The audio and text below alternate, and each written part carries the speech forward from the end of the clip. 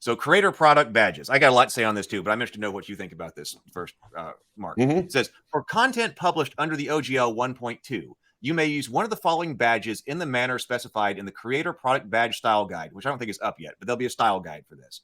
So long as you comply with that guide in using the badges, Wizards licenses you under the OGL 1.2 to use such a badge on any of your licensed works. What? I got problems with it, but what do you think? What is your as a publisher? Yeah, I think everything that they're doing should be under a creator product badge guide. I think they should leave the OGL the way it is. I think they should create this, and in exchange for giving up certain rights and for accepting certain restrictions, you get to put a badge that's clearly D&D on your product, because that would be a huge benefit, right? Like right now, I have to put a 5e. Are the kids from the local D&D club going to know that a 5e logo is 5th edition? Maybe not. Are they going to know that the ampersand is 5th edition? Absolutely. And so I think that if they bound this to everything they're trying to do here, as opposed to trying to make changes to the 1.0a, that would be a completely different story. It would be a new program you could sign up for.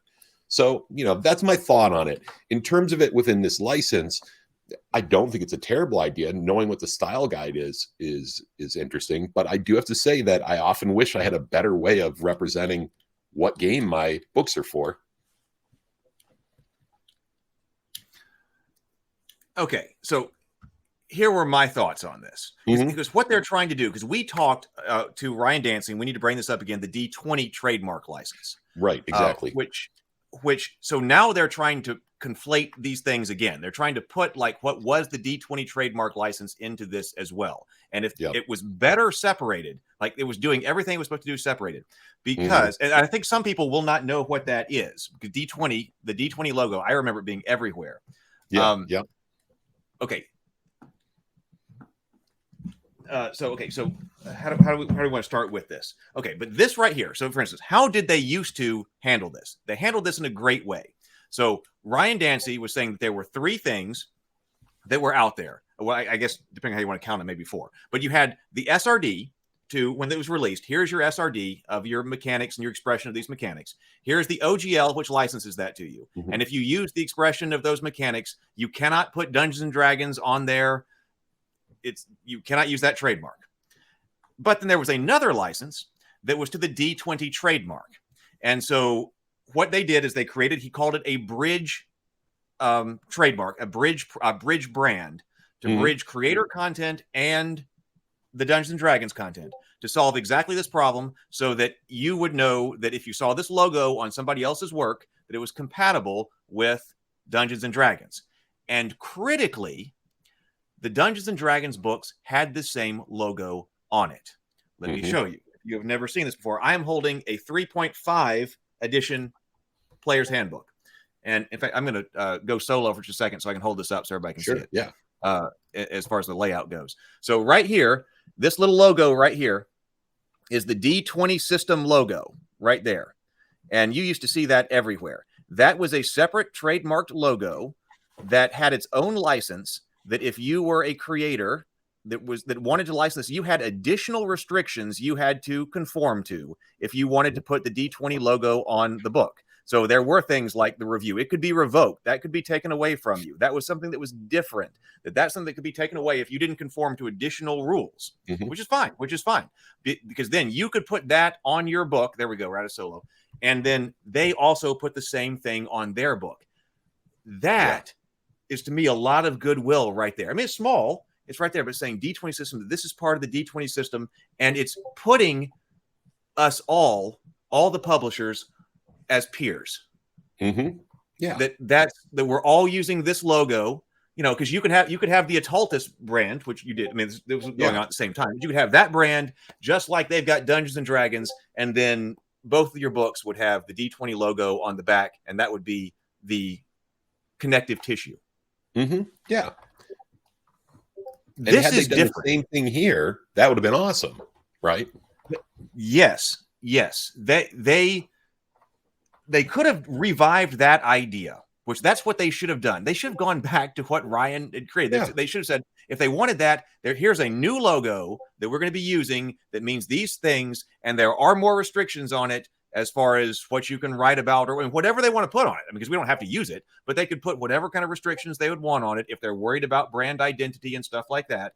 And then, but the key there is that it was on all the books. The reason that I don't really like to use the word offended very much because but when I look at this, I don't want to put that on my product. The carrot is that it does have the ampersand. So that's a very nice and very important carrot. That's a very important carrot.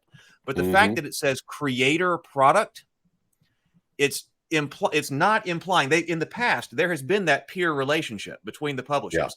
Yeah. And this is clearly identifying, oh, that's a creator product. That's a creator product. Yeah. And that is not anything I'd want to put on mine. Like I'm like, okay. Not yeah, happy. The word compatible would be a better phrasing, right? I would take that. See, I would take that. If it said, because even if they don't want to put this logo on their own book, that would be a huge amount of goodwill. I think the same thing that you have the same logo on all books, that would be a tremendous amount of goodwill. But if they're not going to do that, then if you replace the word creator product with like the ampersand and compatible, right? That's better. For some reason, the word creator product just rubs me the wrong way. Yeah, they're just making it. They might as well say fan, right? Might as well say that's what it fan sounds fiction like. or something, right?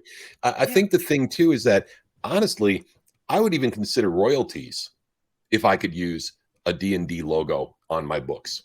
I mean, that's the thing that they're kind of missed out on is they had an opportunity here to actually make more money, get more people on board, take more control by instead of getting rid of what we have, just offering something more. Because as a creator, if I could know that when people go into a store and they pick up my book or they look at it online and they see that logo, that would be huge to me, right? It would be huge. But that's not the route they went yet. Yeah. Maybe they will change. Who knows?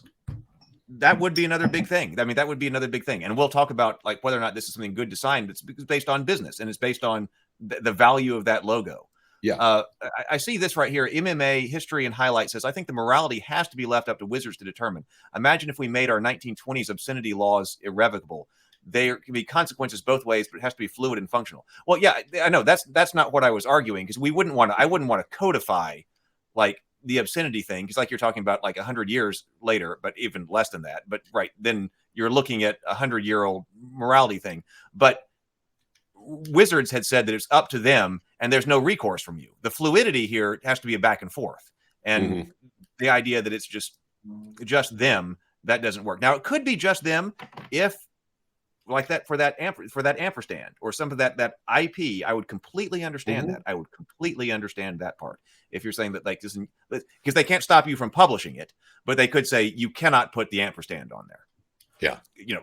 We're just not taking it. Then that would be fine. That would be fine.